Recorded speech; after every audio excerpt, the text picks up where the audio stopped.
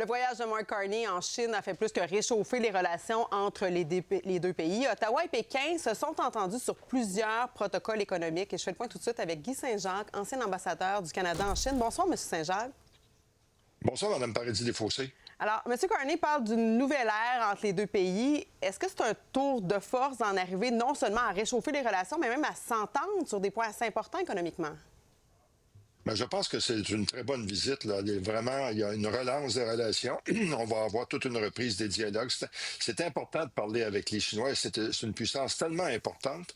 On sait leur influence sur la Russie, sur la Corée du Nord, les relations avec Taïwan. C'est qu'il y a plein de sujets qu'il faut discuter avec eux. Puis sur le plan économique, moi, je pense que M. Carney a réussi à avoir un assez bon résultat en réglant le problème des tarifs. Bien sûr, ça nous éloigne de la position américaine, mais je pense que le résultat va être bon pour les Canadiens, pour les consommateurs, puis aussi pour nos exportateurs. Et bien sûr, on va assister peut-être à des investissements chinois pour fabriquer des autos électriques au pays. Tout ça, à mon avis, est très prometteur. Oui.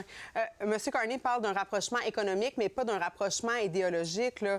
Il dit on voit le monde tel qu'il est présentement, même en disant, même Mélanie Joly disait, c'est moins imprévisible de faire des affaires avec la Chine. Mais là, on parle pas de la situation des Ouïghours, de Taïwan, du travail forcé. Est-ce que ça, c'est exit, là, le droit de l'homme?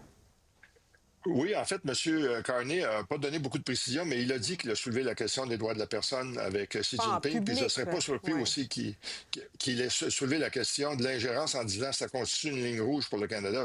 Mais il suit un peu le modèle de Jean Chrétien où il soulève ces questions délicates en privé. Il n'en parle pas beaucoup en public, mais je pense qu'à son retour aussi, il va vouloir assurer les Canadiens en continuant d'annoncer des mesures pour contrer l'ingérence chinoise puis seulement des Canadiens d'origine chinoise. Oui, parce que ça peut être quand même une préoccupation. Pas plus tard qu'en 2022, au lancement de la stratégie Indo-Pacifique, la Chine était vue justement comme un État perturbateur. Il y a eu la commission sur l'ingérence où on faisait état de l'ingérence chinoise. Là, est-ce qu'on ne joue pas un petit peu avec le feu présentement? Ben, c'est clair que c'est un partenaire difficile puis qui ne respecte pas les règles du jeu. Mais sur l'ingérence, la bonne nouvelle, c'est que M. Carney a nommé la juge Hogg comme sous-ministre au ministère de la Justice. Ça indique elle va être chargée de mettre en œuvre une bonne partie des recommandations de sa commission. C'est que moi, je trouve ça prometteur, mais il nous manque des détails. Là. Il va falloir que le gouvernement précise, parce que c'est clair que la Chine va vouloir continuer de miner notre démocratie, de faire de la désinformation, d'essayer de voler notre technologie. C'est un partenaire difficile, mais à nouveau, c'est incontournable. Il faut avoir des relations avec eux, puis surtout, bien les surveiller.